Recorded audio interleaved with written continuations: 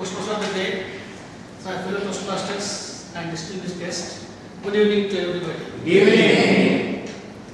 I know you must be surprised that I am going to have a license for swimming. Everyone has a driving license or driving license for business, but I am the only person who has applied for a license for swimming. I know you are enthusiastic to know my story. Are you? Yes. Let me go back to my childhood. When I was a little child, I was 10 years old, and during summer vacation we used to go to our native village. And those days summer were very hot, no AC, no coolers, no electricity. But during childhood we used to enjoy a lot. There was a well in the village, and all my friends, my brothers, colleagues, they used to go to the well to swimming. And I was very scared for swimming. I was scared of water. I used to sit on the side of the well and watch my brothers, my friends enjoy playing games in the water. And they used to call me, they used to force me to come, but since I was afraid to go into the water, I used to sit. So this was my daily practice, that I used to go and watch and just sit alone. So one day when I was watching them playing, someone pushed from backside and I fall into the well. I gone deep into the well and it was dark. It was a very thrilling effect. I never forgot that moment. I thought I am going to die. This is my last day. I was praying to the God and I thought my prayers were listened. One hand came from the sky, put my pants and pulled me out of the water. I thought it was the hand of God and I am going in the sky. But when I saw back, my grandfather has pulled me back. But I was very furious and angry and someone has pushed me without my permission into the well. And I went home running and to my mother and told my mother that something had happened and someone pushed me into the water. And after a while I came to know that it was my grandfather who pushed me into the well. He used to see that I am sitting alongside the well, afraid of water. And he thought that maybe if I go into the water, I will naturally swim. But his thoughts were when he saw that I was drowning and he pushed me back. But that event was carved in my young minds, and I promised myself that I will never swim in my life. So days passed, I was busy with studies, I went to college, engineering, and then that beautiful time came, romantic time when we used to go for marriage. And I was engaged with a beautiful girl. And we used to go on the weekends to cinema, to theatres, to gardens, to enjoy and to know more about each other. I came to know that this girl, she goes to weekend for swimming. I used to avoid to go on the weekend so that I should not go with her for swimming pool. And she also realized that I am not meeting her on the weekends. So one day she literally pulled me and took with her to the swimming pool, and after a while she realized that I don't know swimming. So you can realize when you are going to marry a girl, you love her and she knows that something you don't know. So it hurt my ego and it was a challenge for me. But still, I am afraid of height, I am afraid of water, so I could not do anything. I could only promise her that okay, after marriage I will learn swimming. So the time passed and I could manage the event. After the marriage, I forgot my promise as husbands do. So we used to work in Jamnagar in Gujarat, in refinery. It was a township, a remote place, and our company used to have social events. One day when I came from office, my wife was very excited and she told that there is a great event going to be in the township and I have enrolled you to participate. I was not knowing what the event. I thought maybe it's a singing competition or something else, or a sports or cricket. And what? It was a coaching for swimming. She realized that I have promised her and she remembered the promise. Normally husband promises and forgets, but wife never forgets the promises. And she enrolled me.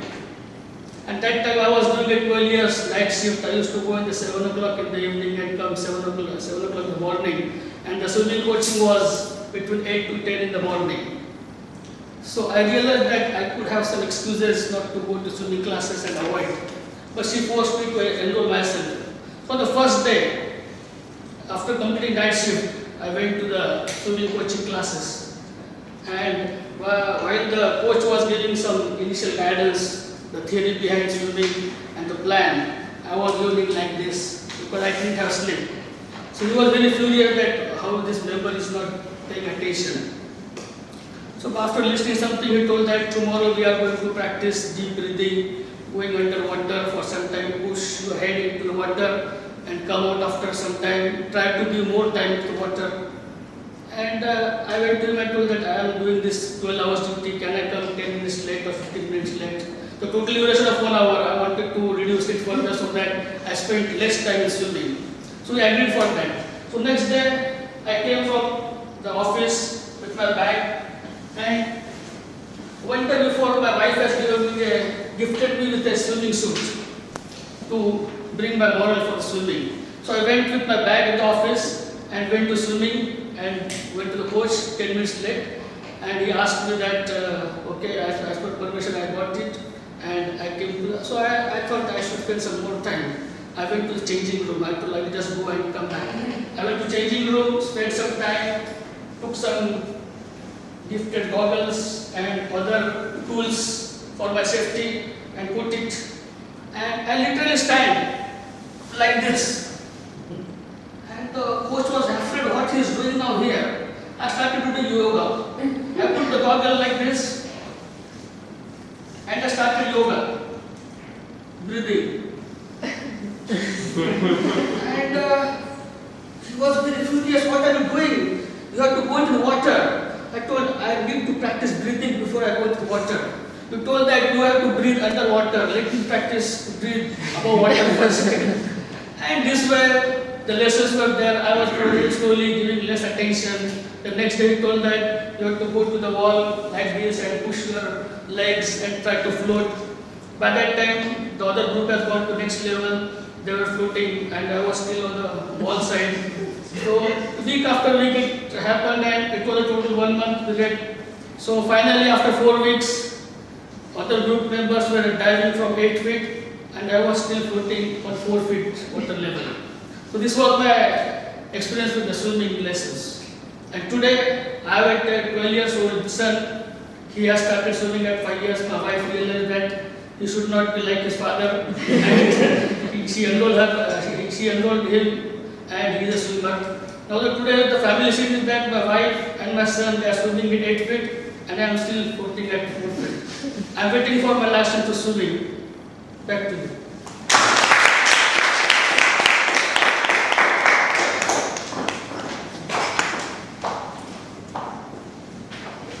Toastmaster Abhay.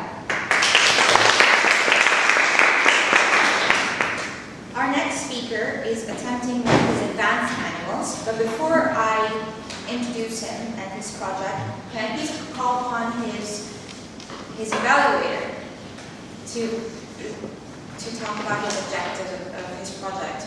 But my first question is, have you received? Never ever. Okay. Toastmaster Hassan Al-Ghani. Toastmaster of the evening, fellow Toastmasters, good evening.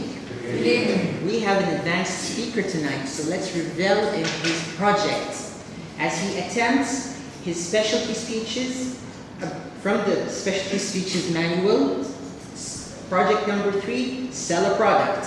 His objectives are to understand the relationship of sales technique to persuasion, skillfully use the 4 steps in a sales presentation: attention, interest, desire, and action, to identify and promote a unique selling proposition in a sales presentation, be able to handle objections, and close a prospective buyer. Timer, please note, this time allotted is 10 to 12 minutes. Best of luck to my speaker, and over to you. Thank you very much, Toastmaster.